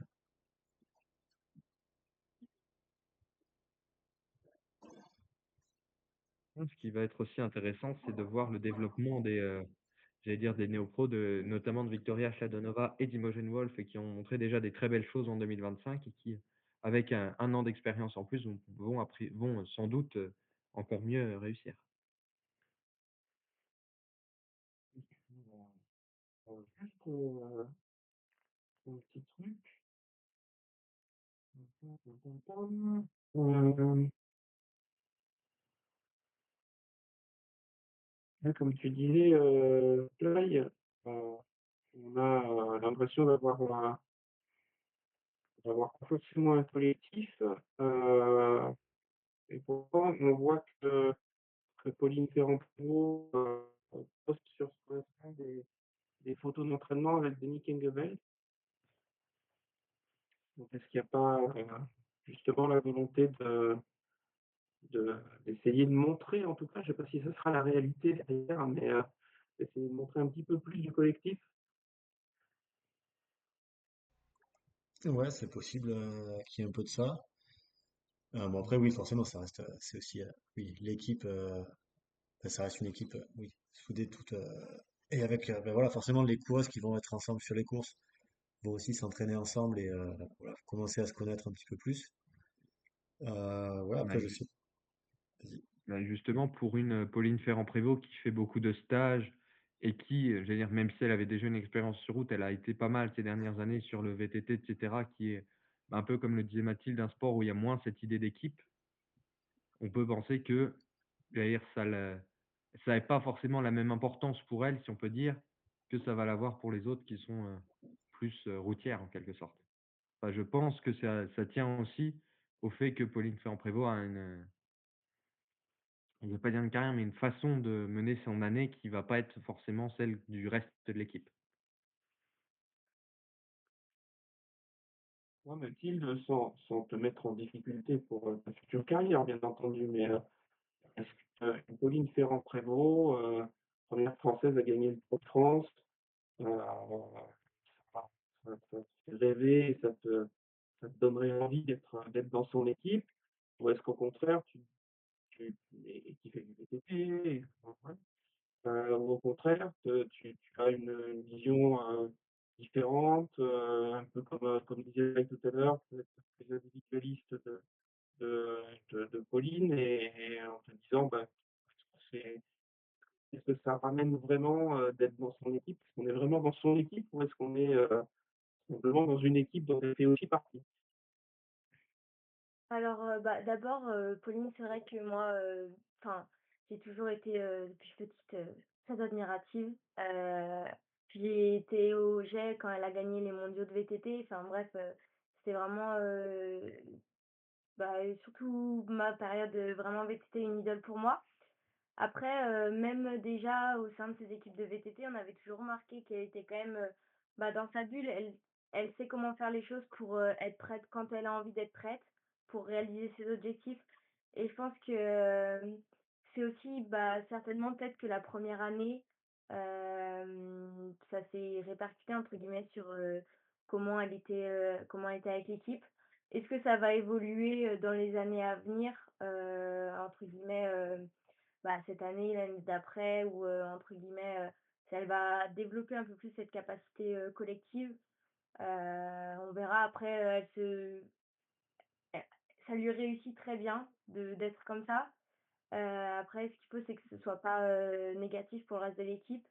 Mais en tout cas, je pense que quoi qu'il arrive, en tout cas moi j'aimerais bien, si j'avais l'occasion un jour d'être dans la même équipe qu'elle, parce que quoi qu'il arrive, il y a des moments d'échange et je pense qu'on peut beaucoup apprendre d'une athlète, comme elle et je pense que quoi qu'il arrive surtout pour les jeunes dont on parlait, Victoria Sladonova ou, Imogen Wolf, Marion Bunel qui est, française, ça peut être, vraiment intéressant de partager, des moments avec elle.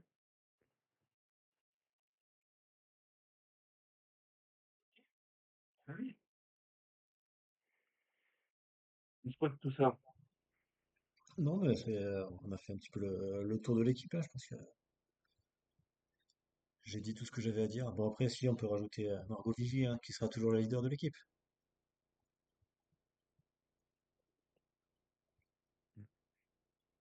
Ok.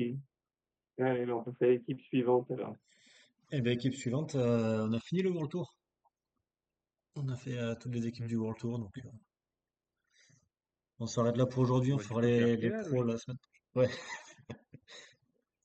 on s'arrête là pour Ouais, aujourd'hui et on fait les pro teams la semaine prochaine. ouais, je pense que Ouais. c'est conséquent aujourd'hui.